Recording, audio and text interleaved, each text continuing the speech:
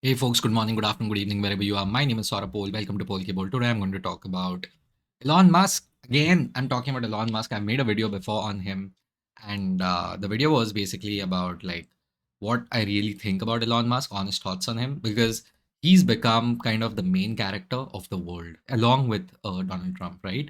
So they keep alternating, like who's the most important person in the world. One day it is Elon Musk, another day it is Donald Trump, right? And I think finally Donald Trump got someone around him who is powerful enough to take away the limelight from him, but also smart enough to not get burned in that limelight. Okay. So I genuinely feel, Trump couldn't have won without Elon Musk, right? And Elon Musk is someone who couldn't have realized his ambitions without Donald Trump. Now the question is, what are Elon Musk's ambitions, right? He has very clearly said he wants to take humanity to Mars. His ambition can no longer be I want to be wealthy. He's what $400 billion worth. There's Abhi uske, and he's like far ahead of his competitors, right? Bezos, Zuckerberg and Larry Ellison, who happens to be a friend of his. All these super rich people, Steve Ballmer, of course, Bill Gates and everyone. He's so far ahead of them. He's like कि मेरा competition मुझसे ही है. In fact, this guy is like he wants to make humanity an interplanetary species. And there are certain things a person says and certain things a person, does. Um, Let me start off by saying that Elon Musk is a genius. Now, that does not mean, just because I call someone a genius, by the way, does not mean he, this person is the best. You can have a strand of, genius in you and also be a force of evil or a force of good. That those are two separate things. And you can be both at the same time in a lot of ways, right? And with Elon Musk, I personally feel there is a mix and match, right? There are certain things which he does which I'm like, wow, that's insane. Like anything related to SpaceX is like pure science fiction for me. Like dude is literally landing rockets. And these are rockets worth like 40, 50 story tall buildings and all, right? So it's insane what he's doing.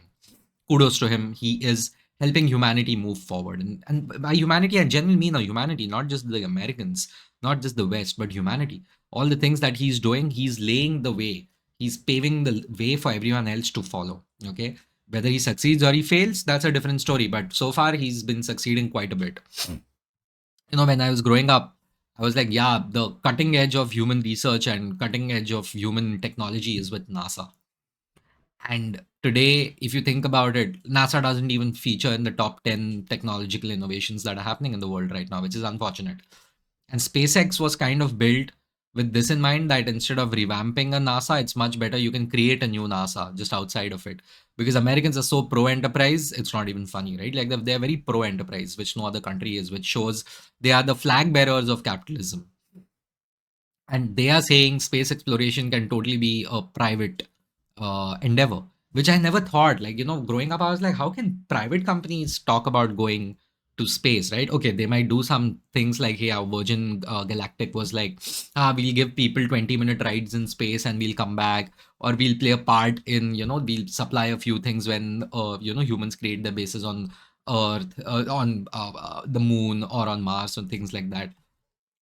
I thought it would be a completely country-based endeavor, but that is no longer the case. In the past, large nations have relied on private enterprises within their country, to go out there and conquer new lands. Being Indians, we should know about it very well. So I would say that what the government, the US government, is doing right now is very smartly relying on some of the smartest people in the world, led by arguably one of the smartest human beings ever in Elon Musk, and being like, hey, listen, the government will do its own thing. We are not capable of, ensuring that we land somewhere near Mars even in the next 100, 200 years. You are saying you can do it in the next 25 years. Let's see, even if it is true or false, but it's still better than whatever we are doing, right? So go for it. That is what it is, right? The like even SpaceX is even working on NASA contract, so it's not even like, oh, NASA is like, oh, he's a competitor. SpaceX, they are like, hey, you know what, they have made developments, we are in space, they're in space, let's go out and do it. There are many private companies in space, but SpaceX is far ahead of everyone else. Those are my thoughts on that, right? In terms of Tesla, I will not speak much, but people are like, Elon Musk didn't found Tesla. He just joined the company, he bought the company, and he put in money and all of that. It was not even his idea. Like, yeah, you can say that, but that dude has single-handedly revolutionized the electric vehicle space in the entire world. ये जो हमारे यहाँ पे Tata Nexon वगैरह घूमती है, टाटा पंच and all those different Hyundai cars that are now fully electric or at least hybrid, they wouldn't have been here for so soon, if it weren't for Tesla. Okay. And this is not a defend Elon Musk video. I'll get to certain things which he's doing which I don't like. uh, Now, of course, like, if anyone says, oh, he didn't found it, like, okay, you join a company which has been failing, okay, and you take it to, like 50, $60 billion worth, whatever it is now, so you need to genuinely, like, what's the net, like, market cap of Tesla is like, God knows how many hundreds of $1 billion. Yeah. सबसे नहीं होता ना, तो why is he always there whenever there is this huge success? Why is he always there? He's also failed a lot, no doubt about it, like every entrepreneur does, right? Like, if you ask me, and he himself accepts it, the acquisition of Twitter was massively overpriced. He bought it for $44 billion and nobody understood why he did it. But now we understand why he did it. He realized before everyone else that, hey, there is a very one-sided narrative going on in the entire world, and definitely in his own country. So he was like, कि boss, मैं ये खरीद के मैं इस investment का सोना करूंगा, and which is what he did. Donald Trump would have never been the president without Elon Musk buying Twitter, which is now X. Okay, I still call it Twitter. Most people still call it Twitter. But the point is that that was an investment which everyone made fun of him. Then he started firing people, and guess what? 6 months later, everyone started firing people. I think he's moved Tesla out of Delaware, which is a state. Everyone else is moving their companies out of Delaware as a state, including like Meta, which is like trying to put it in Texas because there are no state taxes over there, and the environment is much better for them. So whatever he does, everyone else starts doing, like 6 months to 1 year later. And by everyone, I mean some absolute geniuses like Mark Zuckerberg, right? And Zuckerberg himself is a very slimy guy, okay? And वो बराबर वो देखता है लोग क्या कर रहे हैं क्या नहीं कर रहे, घुस जाता है उसमें. So I mean, he saw Trump winning, having a chance of winning from a mile away. And then others like, even Tim Cook and, Zuckerberg were like, you know what, this is the new administration, we need to fall in line. So the entire big tech is now firmly part of the Trump administration, and either directly or indirectly. Uh, Musk was supposed to be heading the Department of Government Efficiency, which is called DOGE, along with Vivek Ramaswamy. Now, one extremely stupid tweet by Vivek Ramaswamy led to him being kicked out of it. I don't think he has any political future, even in Ohio, where he's going to run for governor of Ohio. But this is not a video about Vivek Ramaswamy, right? And I always tell people, like, be very sensible when you put things out on Twitter. Like, there is no point. Like, I personally find Twitter to be a great source of information. But if you're going to write something over there, if you're a very big person, especially, have some sense. Like, see the pros and cons, why you want to put it or not put it. Anyway, coming back, like, people have genuinely lost like fortunes because of just tweeting out there. Just like insane. But if you look at, but that's what makes that website so addictive and incredibly powerful. It genuinely shapes the world. Twitter shapes the world. Facebook does not anymore. Twitter shapes the world. X shapes the world, and Elon Musk owns it. Elon Musk owns it. For better or worse, it's a very powerful tool. And now, while he's heading the Department of Government Efficiency, which is not even the real department, by the way, he is like literally auditing the US government, right? And of course, there are a lot of challenges. The bureaucracy never takes it well when they are being questioned. And the thing with Musk is he's not just happy, doing very well in American politics. He's like, you know what? The AFD should win in Germany. The Reform Party should win in UK. He never says anything about China and India, by the way. He never says that. The only thing he said about China and India is like, oh, there is, there is a huge challenge in terms of population over there. The population is getting old and this and that. So, which reminds me, like, Elon Musk was one of the first people to talk about India not having many people, the world not having enough people. And I was like, what is this man talking about, man? I live in the world's most populous country We have more than enough people. Like, what the hell? And then if you listen to Chandrababu Naidu and MK Stalin, these are the chief ministers of some of the most prosperous states in this country, Andhra Pradesh and, Tamil Nadu. And they are like, we don't have enough kids, please have enough kids. I think even the head of RSS, Mr. Mohan Bhagwat, said ki ab teen bacche paida karo, things like that. And he's also like ki there aren't enough kids. So it's incredible how ahead of the curve he is, you know, of everyone. He was talking about AI safety long back. He co-founded OpenAI. Like, people forget about it. Sam Altman took it over, but he co-founded OpenAI. Like, that is insane. The fact that matlab, it was supposed to be a non-profit, man. I mean, it's in the name. It's OpenAI, okay? And Sam Altman just took it over. But by the way, I love ChatGPT. I mean, it's insane, right? Like, मेरा दिन नहीं निकलेगा अगर मैंने ChatGPT पे काम नहीं किया तो, by the way, whether in my personal life or my professional life. So, um, he was extremely influential in even the AI space. Now, how can a man be influential in space exploration, electric vehicles, and communication, which is Twitter X and X, and even AI? Like, how are you everywhere? I just don't understand that guy. I just don't understand that. If someone tomorrow comes and tells me Elon Musk has a time machine, I'll believe them. I'll believe it, dude. It comes and I'll be like, huh, completely understand. He's so far ahead of the curve, it's not even funny. So far ahead of the curve. And he's managed to turn that investment of Twitter X into getting access to the most powerful man in the world, that is Donald Trump, right? And I personally find that, it's a little bit overt. It's not as sophisticated as the Democrats do it. You know, I personally feel whatever they are doing as Doge is in I don't know, it's incredible in a good way or a bad way. I don't know. I'm not qualified to judge, but I know in my country it's never going to happen. There is no way you can audit the bureaucracy in India. It's absolutely impossible. There will be a time you can audit the government, but you will never be able to audit the bureaucracy. It's impossible. So anyway, good luck to him. Although quite a lot of people over there are going through a lot of chagrin because of that. Now, coming back, my only challenge with Musk is, um, at what point does he overplay his hand? And I will definitely not accept the fact if he ever talks about Indian politics. Like, boss, we are too big a country to be influenced by you. ये सब दूसरे देशों के साथ करियो. China में तो he'll never do it because China is a huge market for him and also manufactures a lot for him. So he'll never say anything over there.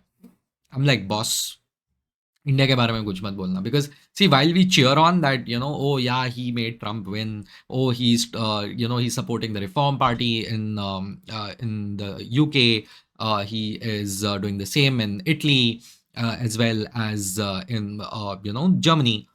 Good for you. ये इंडिया में मत करियो, because the amount the amount of racism and hatred against Indians that you'll see on his website is incredible, and there's absolutely nothing being done about it, right?